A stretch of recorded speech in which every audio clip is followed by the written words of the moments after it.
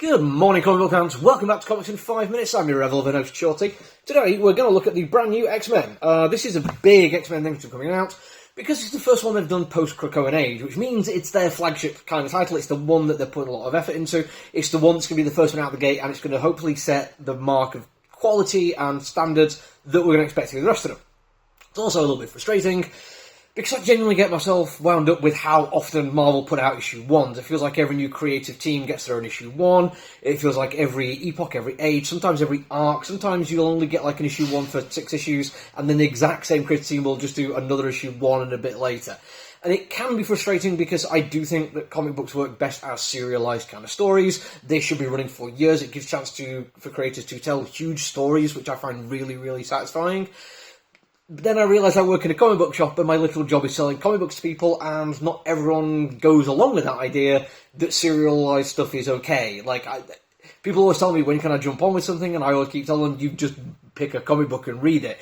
People have no problem doing stuff like Coronation Street or Dallas or Neighbours or whatever. You don't need to start it from the beginning. It's how serial stories work, but Marvel always seem to just break that up by putting issue 1s in there, and it is a convenient thing.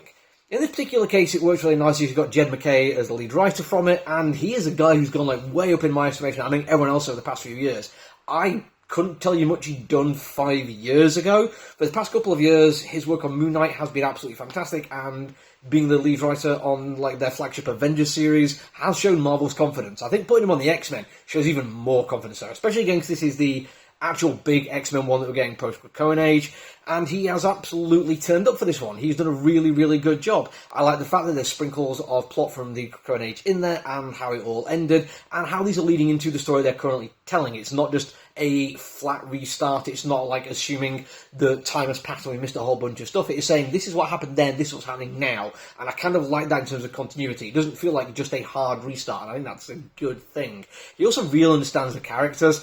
He has an awful lot of fun with the dynamics between them, and I quite like the fact that, as has become quite common in the X-Men stuff, there is a butting of heads between some of the characters.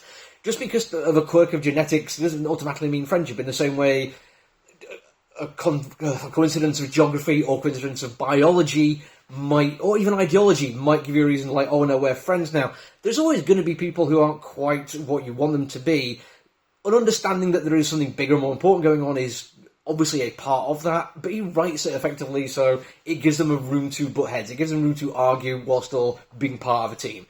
Pacing is also pretty good. It's actually slow for the most part, but that's fine. It's an issue 1. It is not trying to do anything big or too dramatic. It's there to get people in and to explain what's going on.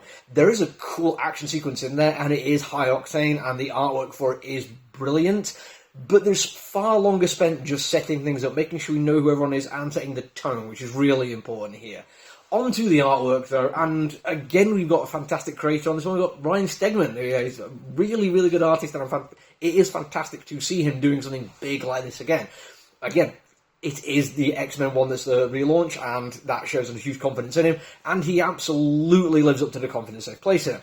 Not only is the action sequence fantastic, there is a really good understanding of light and shadow, a fantastic bit where he uses just silhouettes of the characters to show off their characteristics, but also make sure we can still see the X's emblazoned on the costumes. And for all the things that he does really well, it's the costume and character design which I really found myself going back to.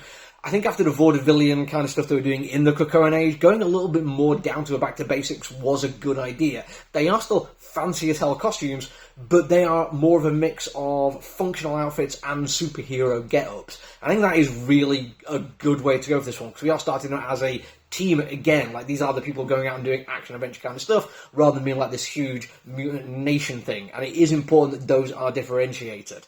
There is also just wonderfully Juggernaut being Juggernaut with the big X on him. The various X's throughout all their costumes seem different to each of them and important, but then you have Magic, who's just showing off how exceptionally confident she is in her body, which is brilliant. We also, and I'm going back to the writings for a little beat here, a rather fantastically entertaining moment of Magic and Juggernaut doing rock, paper, scissors together, against each other, should I say, and that is just comedic gold. I absolutely loved it.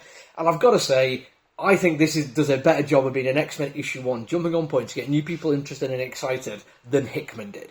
Hickman was starting a huge arc. This is basically saying, jump on here, start reading comic books. They're amazing, they're fun, they're fantastic, and you can just do it every month. It does exactly everything it needed to do, and it does it really well, and looks fantastic while it does it. That's it for me today. Make sure you do the social media thing so you don't miss any other reviews. Until I see you all again, though, look after each other, everyone. Stay safe. Bye!